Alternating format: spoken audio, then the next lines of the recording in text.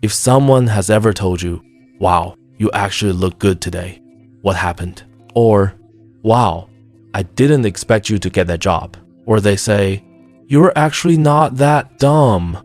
Or, you're so confident. I can never go out looking like that. If you've ever walked away from a conversation feeling drained, disrespected, and wondering, wait, was I just manipulated?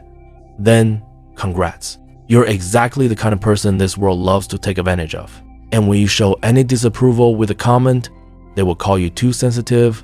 If you keep tolerating these 5 disgusting behaviors, they're gonna walk all over you like a doormat with a welcome sign tattooed on your forehead. Seneca once said, you act like mortals in all that you fear, and like immortals in all that you desire. That means you waste your life putting up with crap like you've got 1,000 years to fix it. You don't. So, we're fixing it today. I'll show you how to level up so far. They need Google Maps just to find your energy again. Let's talk about 5 behaviors that are straight up unacceptable. 1. Backhanded compliments and sarcastic insults disguised as just jokes. You know that friend who goes, wow, you actually look good today for once. Or must be nice having so much free time to hit the gym. Some of us worked, then they will immediately gaslight you by saying, oh, relax. It's just a joke. That ain't a joke. That's a coward throwing punches with a smile. People who constantly hit you with just plain sarcasm are testing your self-worth. Every joke is a jab to see if you'll laugh it off and stay small. Because if you call them out, they'll say, wow, someone's sensitive. You know what's sensitive? Your tolerance. You've trained yourself to swallow micro-abuse just to keep the peace. And guess what? That peace is fake. And so is the person. So next time they joke, stare them down and go, you say that a lot. Is there something you're actually trying to say? 2. The guilt trippers. These are the emotional blackmailers. You try to set a boundary and they respond like you just committed a war crime. You cancel plans to rest. Then they'll say, wow, I guess I'm not important anymore. You take a break from texting. They say, glad to know I'm so forgettable.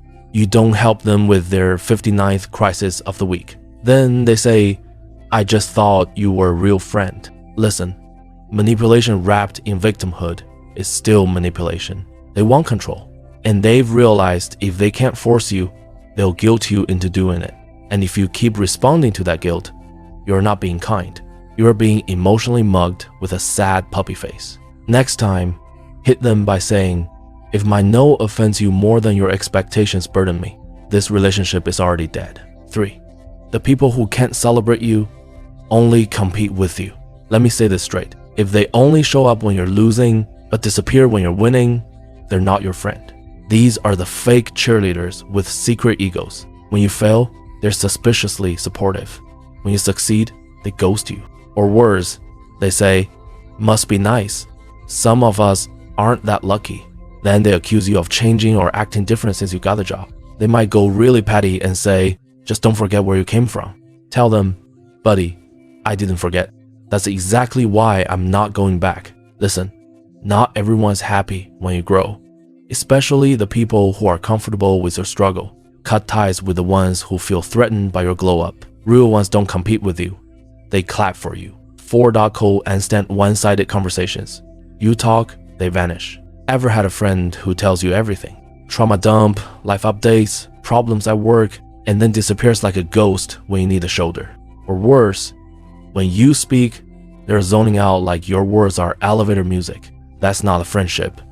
That's emotional colonization. They just want a free therapist with no license. And you keep showing up like you're running a free clinic for the emotionally constipated.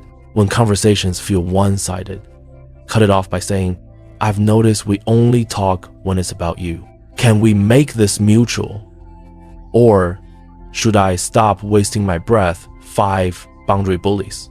These ones will gaslight you by saying, you're so difficult these days. You set a boundary, you say no, you ask for space, and what happens? They accuse you of being cold, distant, different. Yes, you're different. It's called self-respect. And it's triggering their lack of control. These people love the version of you that bent over backwards, kept quiet, and never said no. The moment you stop being a doormat, they call you selfish. because your growth makes them uncomfortable. Look them dead in the eyes and say, growth isn't selfish.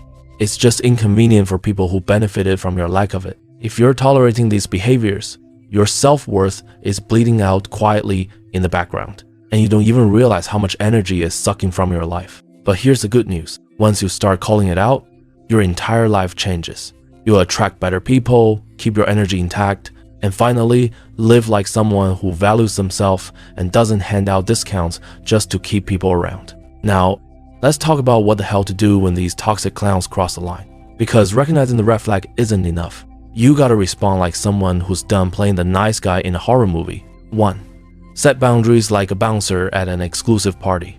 You don't owe everyone access to you, your time, your energy, your peace. These are VIP passes, not public property. And if someone keeps overstepping, don't negotiate like a confused intern. Be blunt, be clear, be done. Say like this. This is my boundary. If you keep ignoring it, I'll distance myself. Say it like you mean it, or don't say it at all. And don't feel guilty. You're not being mean, you're just finally acting like your life matters. 2. Stop trying to fix grown adults. Some of you are out here with a God complex. You're trying to heal everyone, fix their trauma, and be their personal savior. People show you who they are. If someone's manipulative, dismissive, or energy draining, don't turn it into a project. They're not a school assignment. They're a walking headache. You fix broken phones, not broken people who enjoy being broken. 3. Master the power of the silent exit. You don't have to throw a parade every time you cut someone off. You don't owe them a 12-slide presentation explaining your emotional trauma. Some exits are best made quietly, especially when you have repeatedly told them about the way they treat you. No drama, no back and forth, no closure. Most times, closure is a scam. Most people don't want closure. They want access. They want the chance to guilt trip you back into being useful. Your peace shouldn't be up for discussion. 4. Start acting like you're the price, because you are. Every time you tolerate disrespect, you're sending a signal that you're desperate for company. You're not a clearance rack item. You're a damn luxury. And luxury doesn't chase. It waits to be earned. The next time someone makes you question your worth, don't argue. Remove yourself. The strongest flex isn't confrontation, it's elevation. Number 5. Expect resistance.